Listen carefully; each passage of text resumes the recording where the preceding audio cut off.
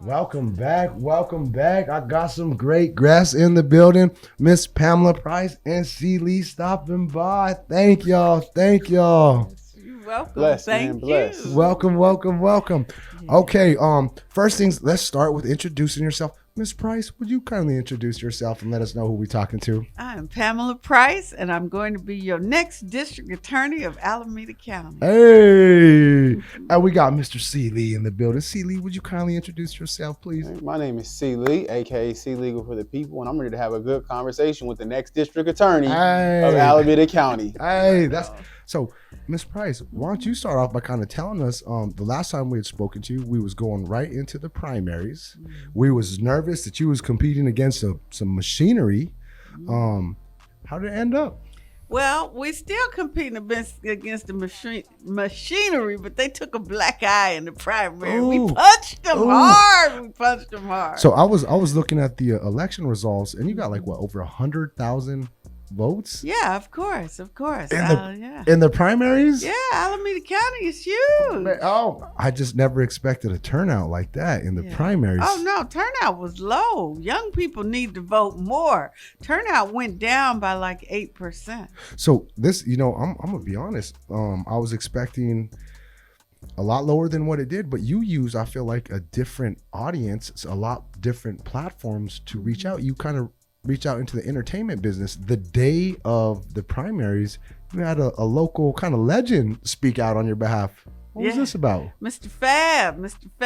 Hey. Yeah, we've been talking, and he's really, Mr. Fab is cool, and he said, I want to do something to support you, but mainly I want to do something to make people know how important this race is, and that this is an opportunity. This is the first time since 1939 that we have not had an appointed district attorney on the ballot. So he really is about making sure that people step out to vote. Man, I'm going to be honest, Miss Price, you are conjuring up more motivation for a district attorney's office than I ever seen. In fact, I was just saying, normally when we have CLee coming into the building, I'm usually getting questions. Will you ask CLee, is this song fire? Will you ask CLee this? Will you ask CLee this? Though I did get a lot of those questions still. I got a lot of passionate moms, a lot of parents, a lot of people who are seeking justice, that I think under the current regime, who kind of lightweight lost any form of motivation, who are now, they feel optimistic. Yeah. In fact, one of the moms, it's kind of hard, in fact, when you talk to some of these moms, moms, I want to apologize to my mom for all that I've done, but when you talk to these moms, they're coming from the heart, and I think last time you had came in and you had spoken about Oakland, 70% of the murders go unsolved, and unfortunately, when you see the families that are still alive, usually the moms, they basically have died themselves. Yeah. And some of the moms have gotten kind of discouraged, and like I said, under the last regime, and they wanted me to kind of reach out to you. What would be different under the Pamela Price regime? How would moms that, have heard that category of 70 or living that 70% not getting unsolved and just basically kind of died themselves inside, what would you say to those moms to maybe encourage them more? Yeah, so I'm honored that the fact that we're running this race is giving people hope, because it's only when you have hope that you start to ask questions and that you can hold people accountable. And so when we talk about justice with compassion, we're talking about everybody. And we're recognizing that we have a system that is broken, that is not serving moms or families or victims, not just the people who get over incarcerated and over criminalized and, had these long sentences and all the injustices of the system. It's across the board. It's not just the people who commit crimes that are being destroyed by the system. It's victims. It's our whole community, because we don't have accountability. We don't have compassion. We're not holding police accountable for doing their job. Right. And the deputies just use victims as tools. They don't really care about the people who are impacted by this system. And so I would ask, for example, Ms. Santos, who's kind of, feels a little left out.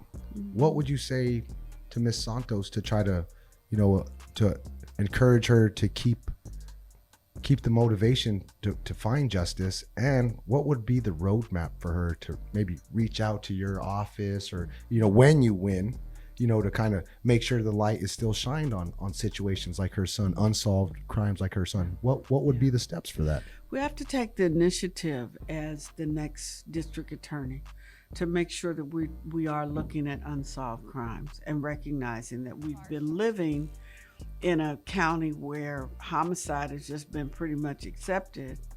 And, our police departments, some, not all, but some have not done an effective job of providing police services, because the investigation in the first instance has to come from the police department. Also, we know that public safety requires public trust, that unless people trust that they're going to be treated fairly and with respect, and that people are really making an effort to help them, they're not going to help the police. How many times have I heard that, somebody got hurt, somebody got killed, and people in the community know who did it, but the police don't know who did it. The police can't figure it out. And so I would say to her, we're going to have change. And part of the change is recognizing that we have to serve the people of this county, which includes holding police accountable to standards across the county, to make sure that across the county we have uniformity in how policing is done, that it's done in a constitutional manner, but it's also done in a manner that is intended to really get to the root of problems. That we're going to focus on violent crimes, and that means people who get murdered in this county need to have justice, and a commitment from the district attorney that we're going to find justice for you. We're going to bring justice to you.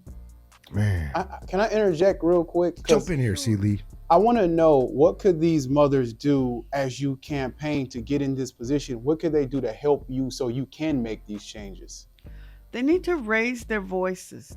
We're running a corporate-free grassroots campaign. So we know millions of dollars are pouring into Alameda County right now. My opponent spent $1.2 million in the primary and still got their butts whooped. But it's coming even more now. I know everyday people don't have that kind of money. And so I'm not looking for people to give me, $10,000 at a time or $15,000 like O'Malley gave Terry Wiley. I know people can't do that. But what people can do is tell somebody that there's an opportunity for change. It's grassroots.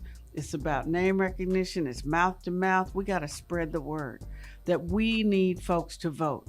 Because what I share with our brothers, voting, the number of people who voted went down by 8%. In trying to turn over something, but turnout is everything. People got to get out and vote. And that means we got to pull out people who have not voted traditionally. We got to get young people to vote. We got to get folks that are older and they gave up and said, my vote don't matter.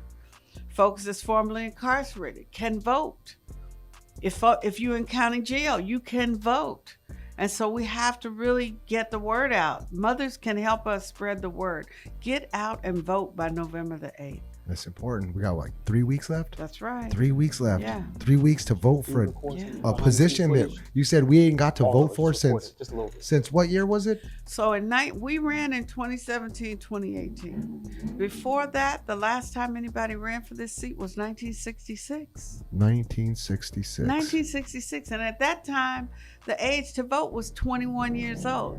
So unless you were 21 years old in Alameda County in 1966, you had never voted for a district attorney. So ain't nobody voted for district attorneys out here. That's crazy. Ain't nobody Okay. So let me ask another tough question real quick. So there is a lot of, I kind of feel like fear tactics used against you. Instead of asking, a lot of common sense questions, we need to be scared because Pamela Price is a strong woman and whatever she's doing, she's stumbled upon is what they feel like rather than your real qualifications.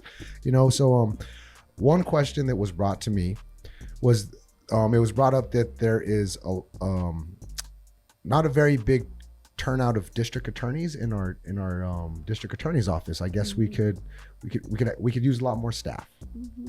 And so some of the concern is that,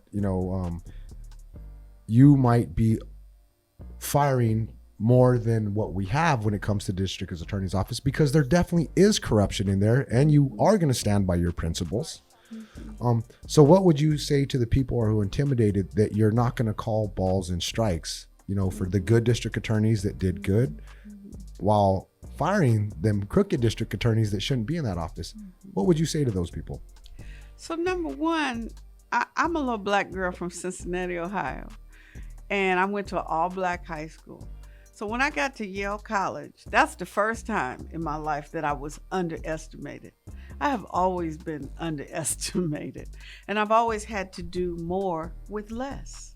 My law firm was small but mighty, and we beat some of the biggest law firms in this country. So when I go into an organization that is right now dysfunctional, that has a very toxic environment, the deputies are and have engaged in misconduct. That's documented. I can't condone that. I'm not going to stand by and become an unconstitutional lawyer, okay, or an unethical lawyer. And unfortunately, too often, folks have forgotten that they are lawyers, that they are regulated by the State Bar of California, that they do have to follow the law and the rules. And unfortunately, we know, like you say, from the corruption, we know that there were at least 30 lawyers who committed felonies while prosecuting people for felonies. I can't condone that. That's not right. This community does not deserve that. People are not electing me to go in and co-sign some bad stuff. That's not going to happen. So I have to deal with the corruption. How we deal with it will depend on the circumstances, and it may be that we have to reassign some folks to get them to do some restorative justice, perhaps, if it seems like they are salvageable. There are going to be some people in that office that are going to leave because they don't like the direction. And as the elected leader, I get to determine the direction. And that's not going to shift because I represent the people of Alameda County. I'm the one that's elected. They have a job. And if they have a job to do and they want to do it right, then we won't have a problem. I do have high standards. Anybody who knows me, I believe in excellence and I believe in accountability. So we're going to do it right. And if you're good with that, then you're going to be able to stay. But I understand that some people are going to leave and some people are going to have to be reassigned. It's going to be a restructuring because the priorities are going to change for that office. And that means we're going to have to bring in some new people. We're not just going to let the system fall apart. I tell people all the time, Dinah Becton got elected to be the district attorney of Contra Costa County. She's the first Black woman ever. She's the first outside DA elected in the history of that county, like 150 some years. And the sky did not fall. They're still rotating, huh? Right, they're still operating over there. I ain't gonna lie. Everybody is really intimidated of a new progressive Black, powerful woman district attorney. And a lot of the things that are constantly brought up, in fact, in CLee's area of San Francisco, they're always bringing up, is it Bodine? Yeah, what are the lessons that you learned from District Attorney Bodine, which, didn't pan out? He got recalled. They shipped him out of there. And let's be honest, as a small business owner, crime's kind of skyrocketing. Some of these progressive ideas, though we don't want to arrest our way out of it and lock everybody up, but there needs to be some type of deterrent to encourage, people like me when I was young. What is it that you can take from San Francisco that you feel like didn't work that you can implement here that you feel would work and still have those kind of stay true to those progressive values and not worry about crime still skyrocketing? Well, let's be clear. Crime is skyrocketing in Alameda County because of the pandemic and under the current administration, which is not a progressive DA. So the narrative that crime skyrocketed in San Francisco because of the progressive DA, that's a fallacy. Nobody's saying Nancy O'Malley is a progressive DA or that office operates without, very stringent bail. They set high bail all the time. They over incarcerate. They give people, plenty of good time, enhancements. All of the things that we know have not worked have been prevalent over here. And so this is not a situation where we can say, well, look at what they're doing over there and that didn't work. We need to look right here. This ain't working. Be clear. This is not working. So I don't need to look for what happened in San Francisco. I got enough to work on in Alameda County, quite frankly. I'm a man. CLee, you ready to jump in? I'm throwing some curveballs over here and you just knocking them out the park real quick. I want to know from speaking, like if you're speaking to somebody who don't know much about politics, how does he get to a place where it gets so bad with the corruption? Is it a money thing? Is it a relationship thing? How does he get so bad? Like, what is the number one cause that really gets the corruption to the money, power, and prestige is what diverts people from their primary purpose. And in politics, that's what you see so displayed. It's either money, people trying to get money, or people, there's a lot of money. So, let me go over here. They got the money. Or they see, these people have the power. We have machines, right? In Alameda County. We have politicians that are working on a machine type arrangement where they get other people elected and they promise favors and they, have their little clique. It's basically a clique that develops into a machine, and then they're holding on to power because they've been elected, right? And then it's prestige. You have people that are sitting in seats that have not done anything for decades, but they want to hold that seat. We got people that come from this, which amazes me. They come from the legislature. They've served, good years in the legislature. And then they come home and they want to run for the local board here or be on the park board or be on this kind. I'm like, why? You already did your thing. But there's a need to have that prestige to say, I'm an elected official. So it distracts people from their primary purpose. Which leads me to my next question, because you're having a lot of success.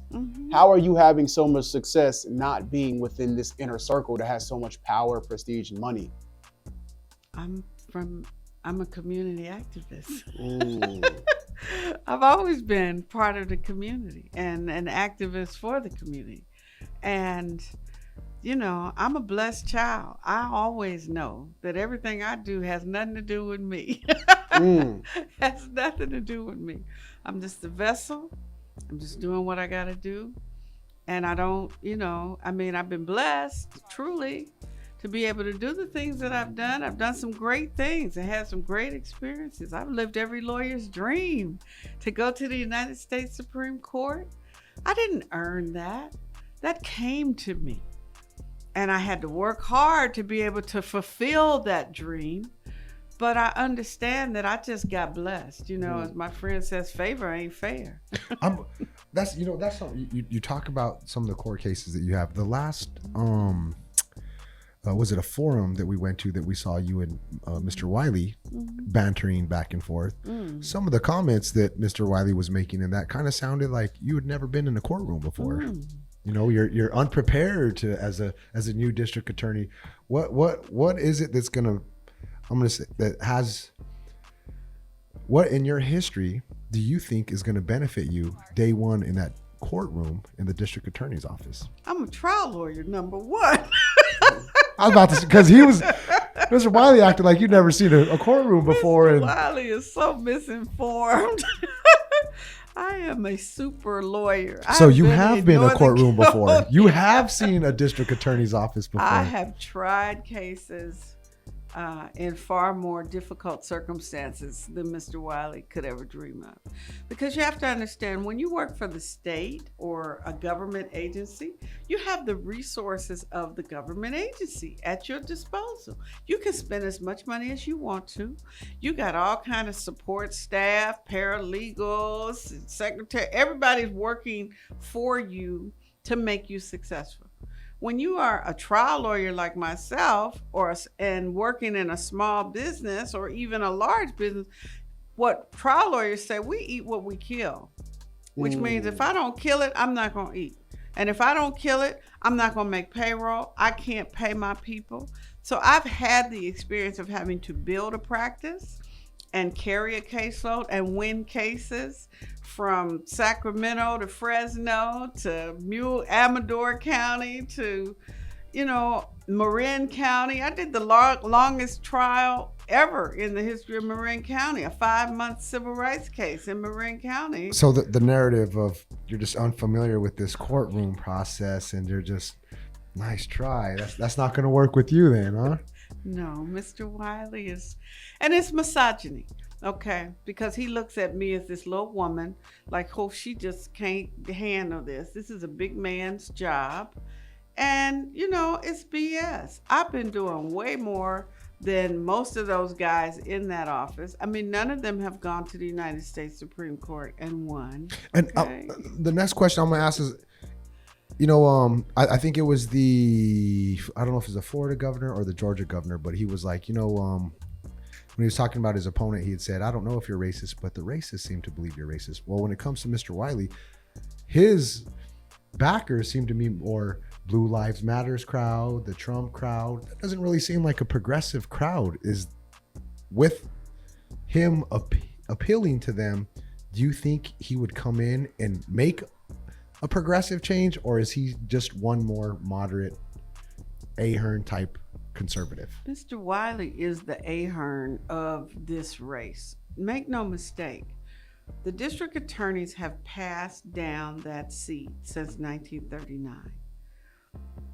Nancy O'Malley got it from Tom Orloff. Tom Orloff got it from Lowell Jensen. Lowell Jensen got it from John Meehan, and John Meehan got it from the last guy, and the last guy. Terry Wiley is part of that lineage. And if you want to know where he really stands, you should follow the money. Because yes, the POAs are spending hundreds of thousands of dollars. Police Officers Association. Police Officers Association. Who aren't really for a progressive district attorney. No, not at all. The Fremont Police Officers Association put $50,000 last week into a PAC, into a campaign committee to elect Mr. Wiley. And they put that money in there along with Nancy O'Malley, who put $15,000 in. Tom Orloff is about 30 grand in. I mean, they're all pouring money because they know he's going to continue their policies and the legacy of the policies. The biggest determiner right now is the Prosecutors Association. They have spent $125,000 into a PAC to support Terry Wiley. They represent the DAs in that office. You're not going to spend $125,000 for somebody that's going to come in and clean house. Yeah, not only that doesn't not represent local voters. No local voter can put in. No. The DAs individually have given him, in addition to the $125,000 that the union has put in on the table, the DAs individually have put in at least $75,000 that we've been able to count. You're not going to put that kind of money into somebody who you think is going to come in and clean house and hold you accountable. And just yesterday, we were on the radio on KPFA, and Mr. Wiley was asked about some of the deputies that have been found to have engaged in misconduct, including a deputy who tape recorded a secret confidential conversation between attorneys and client, and she was reprimanded by Nancy O'Malley, and he was asked, are you going to continue to let that person be employed? And he said, oh yeah, I'm not going to do anything about that. He doesn't really have a good track record. I think with the forum that I said you had brought up, was it the Oakland Writers? Is that what it was called? Mm-hmm. He had touted that he was in office. Mm-hmm. He was in the district attorney's office while that happened. Yeah. And I think you kind of countered, yeah, but you didn't do nothing. The federal government had to take over that. Right. He claims that he will hold police accountable because he was the deputy assigned to prosecute the Writers. For those who don't know, the Writers was a rogue group of Oakland police officers. 119 people were framed in Oakland. Predominantly black men out of West Oakland. I was about to say rich white people, huh? No? No. Black men, predominantly West Oakland, planted drugs, wrote false police reports, beat people up. 119 plaintiffs. What you saw in the movies was right here. It happened here, right. And so there was a young rookie cop. It's just like training day. This young rookie cop blew the whistle. And so 5 officers got prosecuted, and Mr. Wiley was the prosecutor. It was the longest criminal trial in the history of Alameda County. And he fumbled the bag. Yeah, nobody got convicted. He lost. He lost the case. He lost. And so he's bragging that under his watch, this was the accountability that they got, but the federal government had to step in. Right, exactly. After he lost, the civil rights case went forward with lawyers representing those 119 people, and then that case settled. And as part of that settlement, that's how we got the consent decree, that we pay a court-appointed monitor about $100,000 a month to watch over OPD. And we've been doing that for 20 years. Wow. Mm-hmm. And he takes credit for that. I was about to say, a lot of, and the sad part is a lot of people aren't familiar with these newer voters, aren't familiar with that process. So when he says, hey, I was in the district attorney's office, we naturally think, well, wow, that must have been tough to stand up for that. But you blew it. Yeah, you blew it. It was a colossal failure. Nobody got convicted. So it was literally just the tax dollars we paid for everything. We wasted our money. He fumbled. And I've said that both about the Ryder's case and about the Oscar Grant case, which we also know was a failure. And the Grant family has never, trusted Mr. Wiley, or they've had to deal with him directly. And he has been very dismissive and disrespectful to Oscar Grant's mother. And she will tell you in a minute, Reverend Wanda Johnson is like, this guy is the worst person in the world to become our district attorney. But it's the same thing where they do a prosecution and their heart is not in it. So they don't do it well. And he makes the excuse that, times were hard then, or times were different and you couldn't hold police accountable. I've been holding police accountable since 1991. It's a lifetime goal for you, not just a check mark. Yeah. This is deep. We're going to get to a video real quick. Then we're going to come right back. CLee, you sitting over there quiet. We're going to include you in this for a quick second. So let's tap to a video real quick, and then we're going to come right back.